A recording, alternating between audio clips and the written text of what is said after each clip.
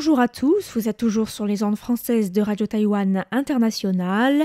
Ici Lisa Dufaux pour vous présenter le décryptage de ce vendredi 18 juillet dans lequel je vous propose de revenir sur un scandale en lien avec des prélèvements sanguins forcés qui a secoué l'Université nationale normale de Taïwan à Taipei et le ministère de l'Éducation et qui a refait surface cette semaine dans l'actualité.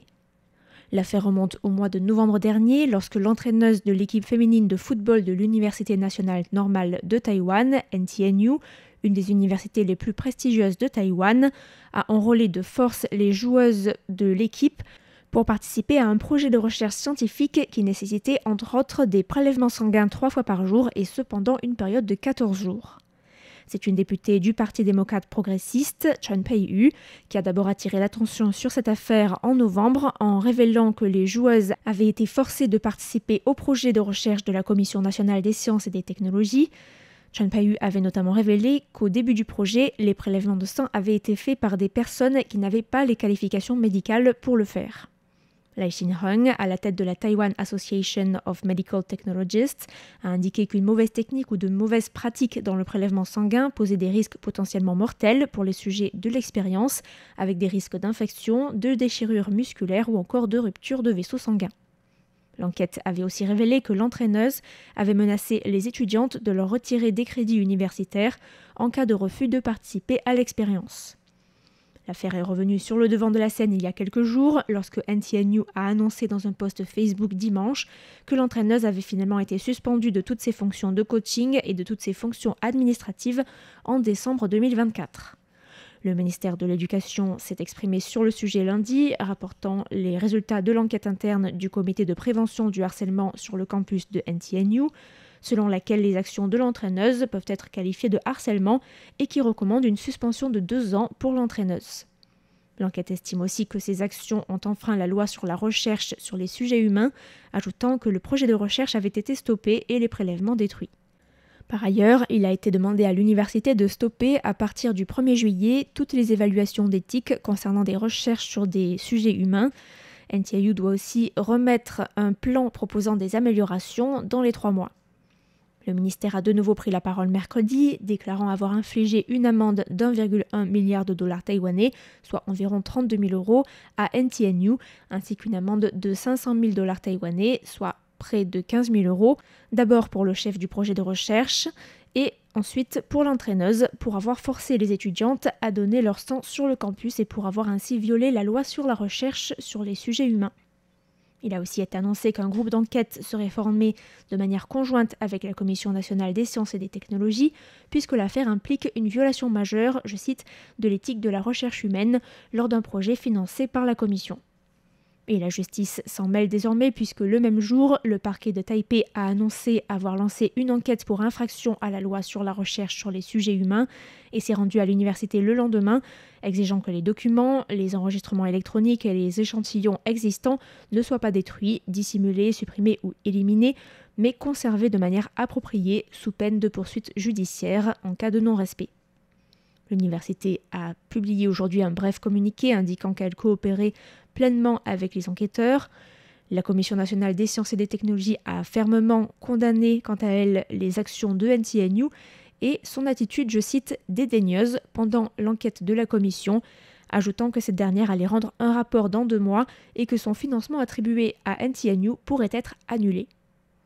Le président de l'université, Wu Zhengzhi, a présenté des excuses officielles au nom de l'université mercredi soir et l'établissement a reconnu que les membres de l'équipe féminine de football n'avaient pas donné leur consentement éclairé pour participer au projet de recherche. Il a aussi été reconnu que les étudiantes avaient subi des menaces verbales et des pressions psychologiques dans le cadre d'une relation de pouvoir inégale entre professeurs et étudiants. L'université a aussi reconnu avoir échoué dans sa gestion de l'affaire et a affirmé qu'elle prendrait toutes ses responsabilités dans le dossier,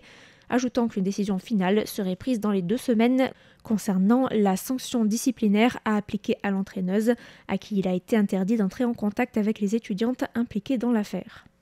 Mais NTNU a été critiqué pour ne pas avoir envoyé l'entraîneuse et pour s'être contenté de sanctions disciplinaires.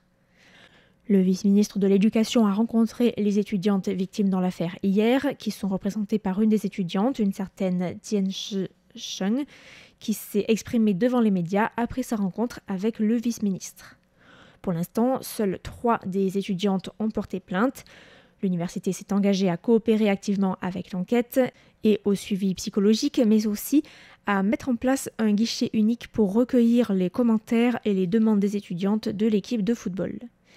Et suite aux vives réactions de l'opinion publique, le ministère a déclaré qu'il réévaluerait les standards de sanctions pour les violations d'éthique grâce à une équipe chargée de proposer des changements et de déterminer ce qui est arrivé également aux échantillons sanguins des étudiantes. Le ministère a aussi affirmé qu'il offrirait une aide légale et un conseil aux victimes, mais aussi qu'il travaillerait avec le bureau des sports pour évaluer et pour révoquer la licence d'entraîneuse de Zhou Taiying. Ainsi s'achève le décryptage de ce vendredi 18 juillet qui vous était présenté par Lisa Dufaux. Merci à tous pour votre écoute et à bientôt sur Radio Taïwan International.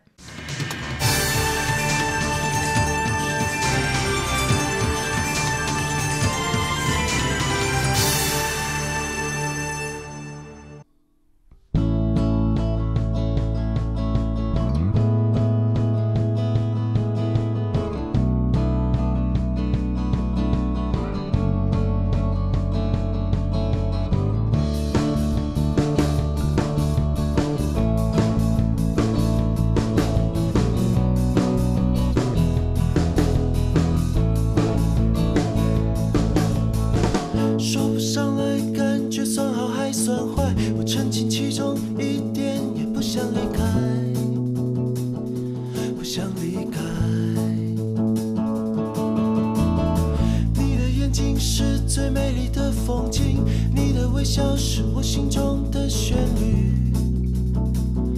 多美的旋律。清晨醒来的时候就快要不能呼吸，听着天花板的梦境就像一场电影，画面都是你。有时候我情愿自己只是一个疯子，能义无反顾地捍卫我最在乎的事。只有一件事。